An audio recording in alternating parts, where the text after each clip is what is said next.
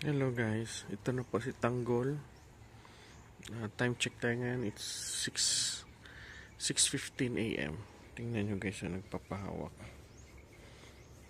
Mabait po ito si Tanggol. Yan po si Tanggol. Tingnan nyo yung katawan niya guys. Wala pang kain yan. Ito naman yung si Marso. Dalawa palang ngipin niya. Yan, ito yung mama niya.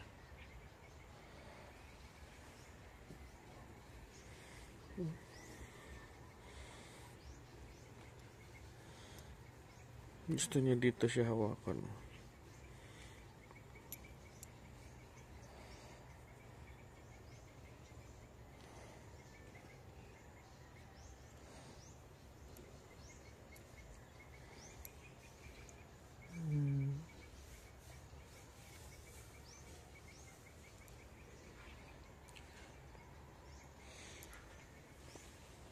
Tapos Tanggol.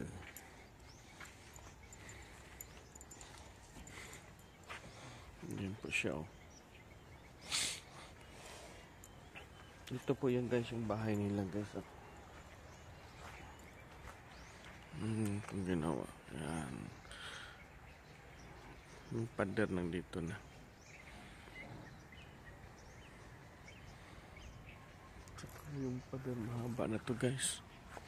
Pero kulang pa rin. Ito yung pintuan. Doon. Kulang pa doon sa dulo guys. Hindi pa natapos.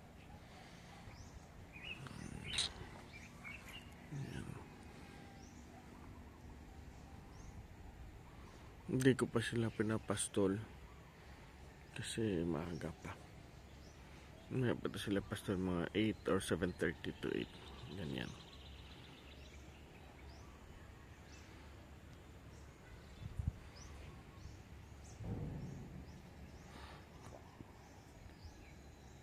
Ito na po. Ito na po guys. Papainumin naman namin si Tanggol at saka si Buntis ng kanilang tubig na may feeds. Time check tayo ngayon, it's 10 o'clock in the morning. Ito na po guys, so yung pinapakain at inom naman kay Tanggol yung feeds. Ito na po. Ganito po kadami.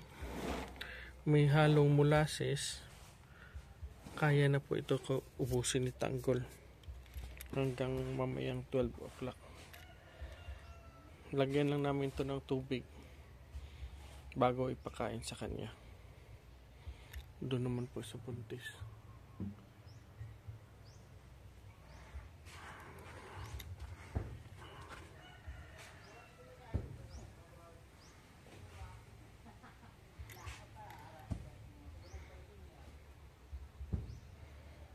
Ito po siya. Nang doon na pumunta na si Legit kay Buntis, kukunin niya na.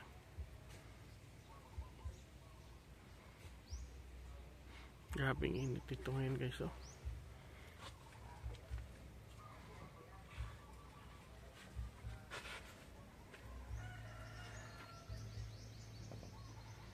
Grabing init.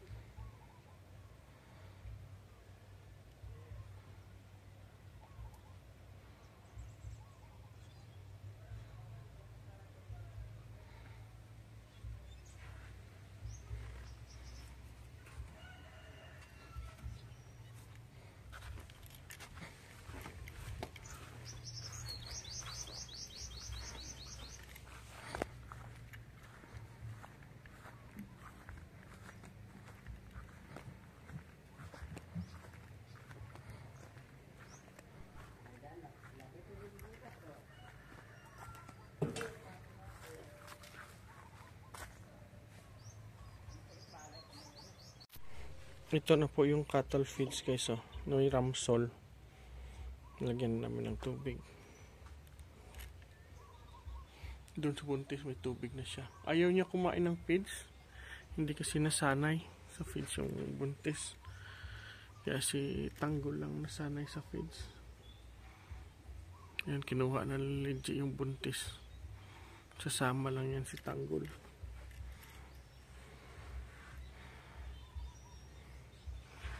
Ito po yung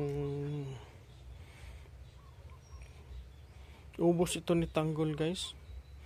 Maya mga launa, launa. Ubos siya na to. Yan po kadami kumain si Tanggol.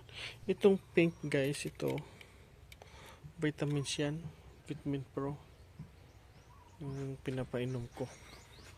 May halo na yan. 2.5 kilos na to. Ito gito kadami na feeds yung kanina. 2.5 kilos na yan. Dapat pa iligpit yung ating mga hayop, baka, kambing, kalabaw pag masyado mainit.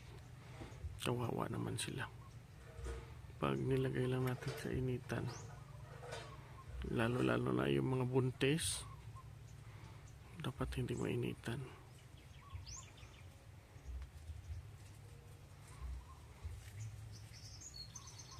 Yan po.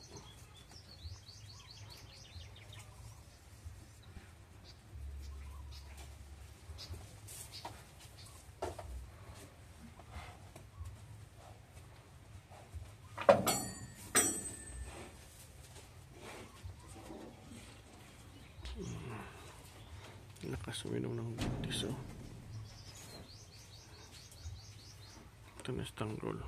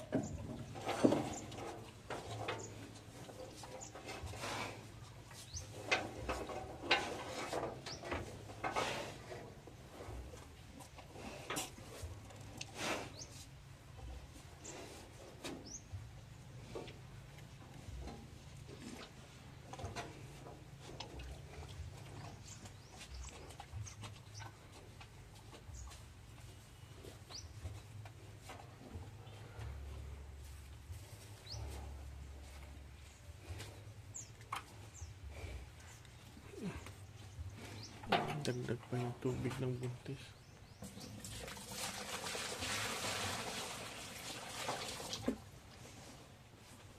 Kusog na siya mo inom, G, no?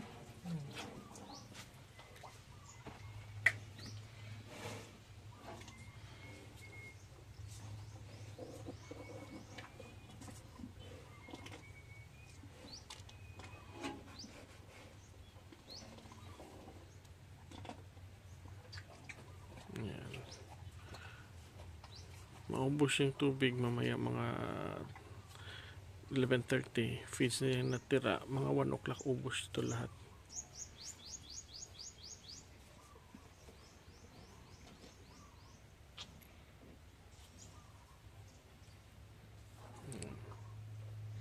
Tingnan nyo yung katawan nyo.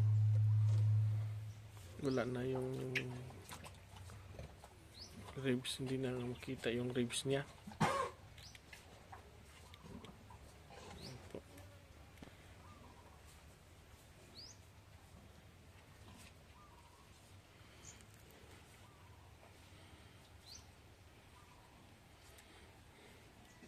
Yung buntis, oh. Si Marso.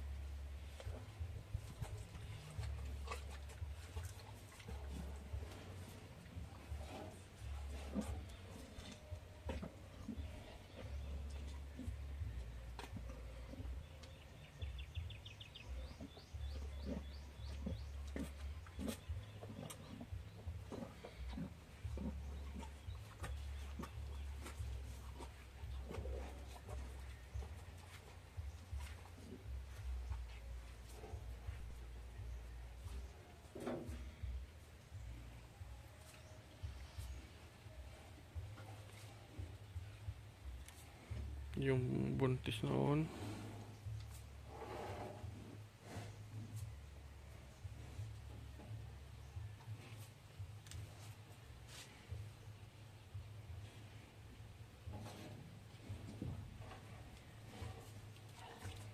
Yan. Uminom pa.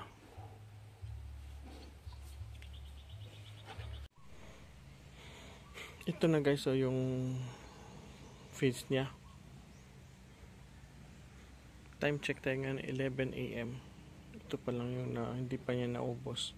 Pero mamaya mga 1 PM ubos na ito. May tanggol. Papahinga na yung baka natin guys, oh. Kasi napakainit po. Ayan. Tingnan niyo naman guys, oh. Grabing init.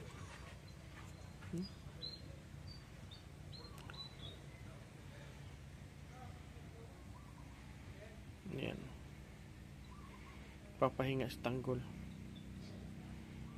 Kasama yung bagong anak.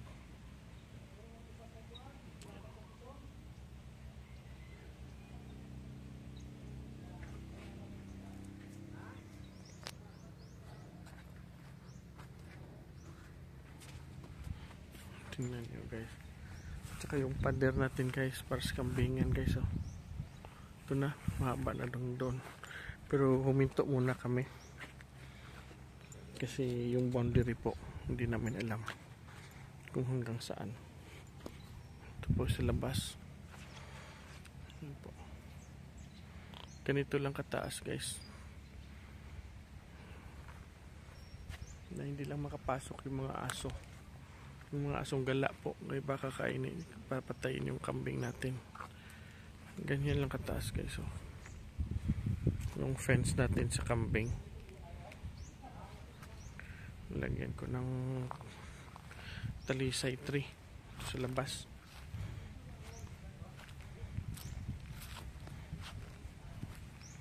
Ayan po.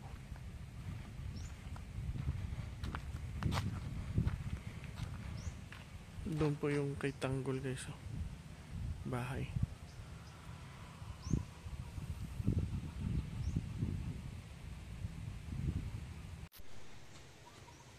Ito na po guys, oh. Yan, ubos na po yung feeds niya. Yan po. Time check tayo ngayon, it's 1 PM ng hapon. Yan, si buntis. Ito na po yung anak niya, si Marso.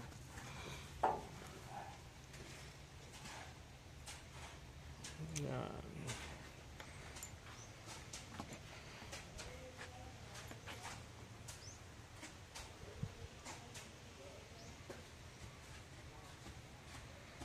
Yan yung kainit guys. Oh, yung tubo guys, oh.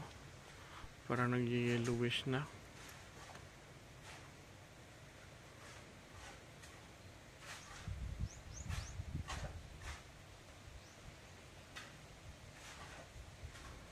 Nag-yellowish na yung tubo.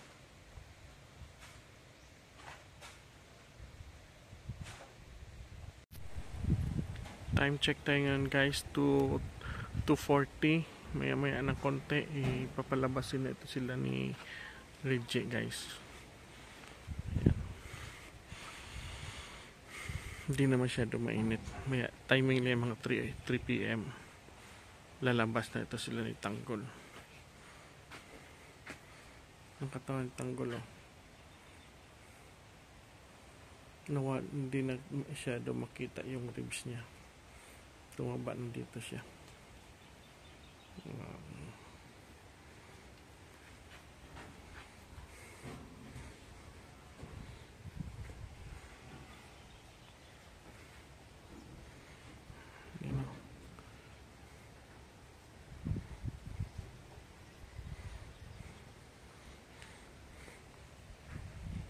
Ito naman si Marso.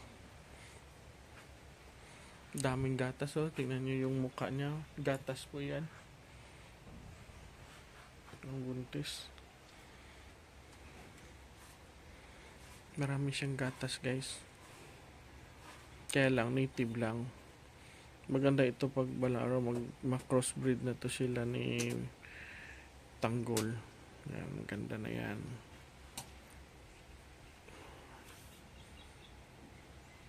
Yan po.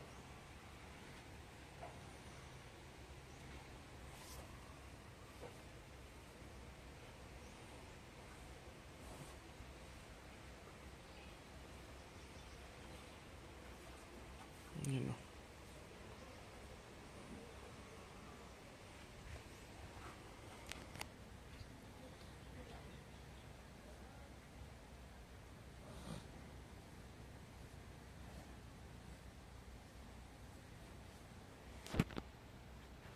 Ito na po guys, oh. Ganyan po kainit dito ngayon sa amin. Sana po this week may ulan kahit 2 beses lang. Grabe kainit.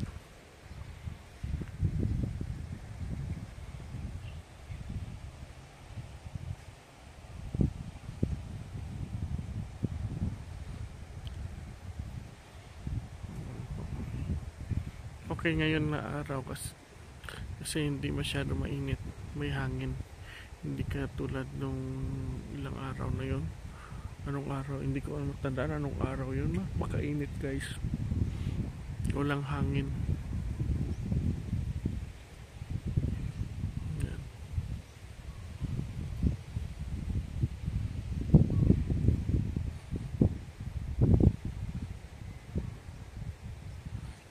Yan po sila.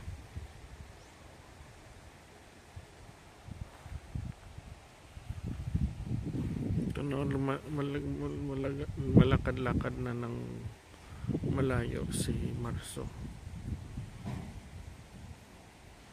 Mas malaki pa si John Mar sa kanya guys.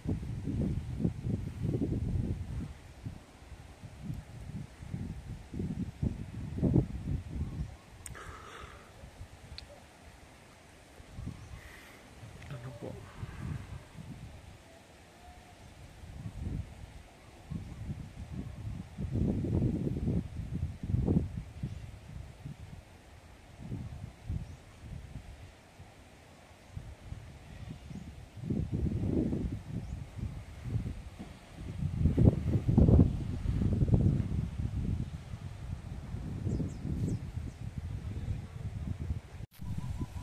Ayan na po guys, papakawala na sila.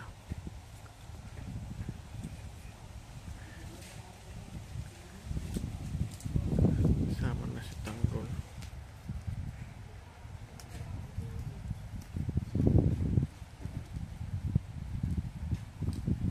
Ayan. Isa lang yung bagong anak lang yung hilahin, si tanggol at saka si Marso. Sasama na yan. Kung saan ilalagay yung bagong anak, tanggol doon rin. Mabait yan si tanggol. Yan o.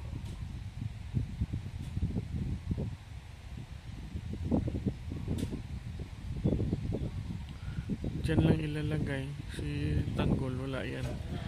Kahit saan yan siya makapunta, wala yan. Yung tali niya maiksi lang. Iwan lang dyan sila, ikot-ikot niyan si tanggol, hanap na yan ng pagkain.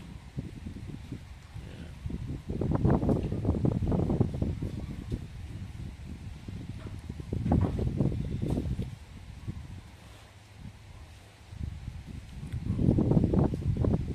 Kakaaliw tingnan pag mayroon kang mga alaga, especially yung maganda, yung hindi payat, yung mataba, healthy yung mga alaga mo. Kakaaliw tingnan. Parang sasama siya kay Leche.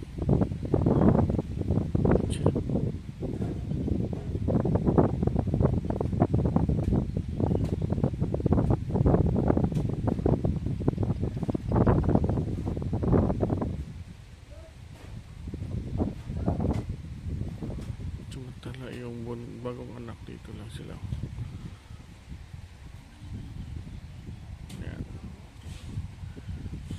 Tumakbo tanggol niya sa pabalik, natakot siguro, batang bata pa talaga.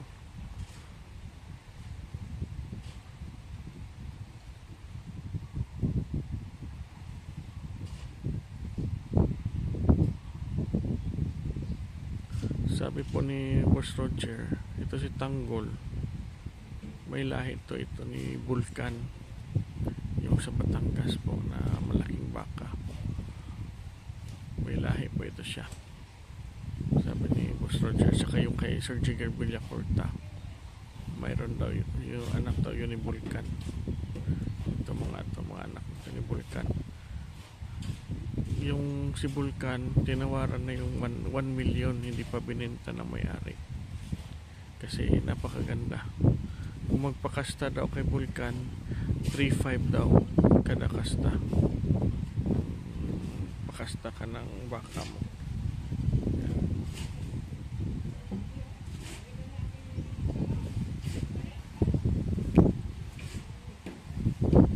Tsaka yung mayroon doon anak si Vulcan, maganda, 7 months old pa lang, angkad na, malaki na. Si Kidlat yung pangalan, si Kidlat yung pinangalan ng may-ari.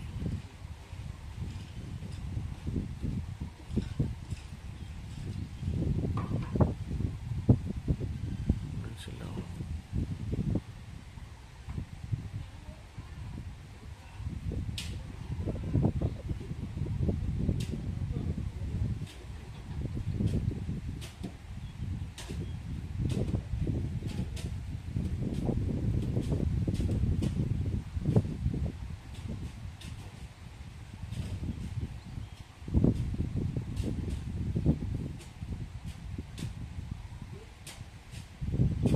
malakas na kumain ngayon si Tanggol ng kwan. Tubo po yan kinakain nila. Yung mga sniper ko maliit pa. Tsaka nagpaplano ako ng magtanim ng corn para ipakain sa baka at saka kambing. Kaya lang tag-init pa. Hindi muna ngayon.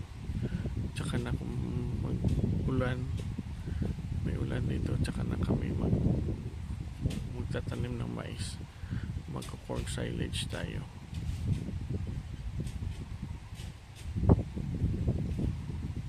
Magsa-study muna ako ng corn silage kung paano.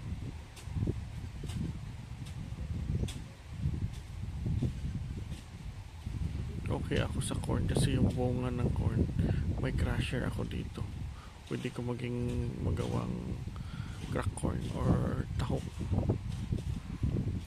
Yun ang gagawin ko. Pwede ko isalo sa feeds ng kambing, tsaka sa baka, tsaka sa manok, tsaka pwede rin sa baboy. Maganda yung mais sa mga alaga natin, nagpapabigat yan po, especially pag magbenta tayo ay live weight. Yun po. At sa ngayon guys, magsa-shoutout tayo sa kay Maya and Ralph Worley and sa Cebedos family sa Iligan, Cesnoa Pig Farming, yun po, at saka kay Sol Gandang Buhay, at saka kay Biyahe ni Roger, at saka kay Sir Jigger Villacorta, tsaka sa Talongs TV, Fidiboy TV, Agriventure TV, sa Terra Grande Farm po yan guys. Dan ko bumibili ng materials ko ng kambing dito sa amin sa Negros, tsaka sa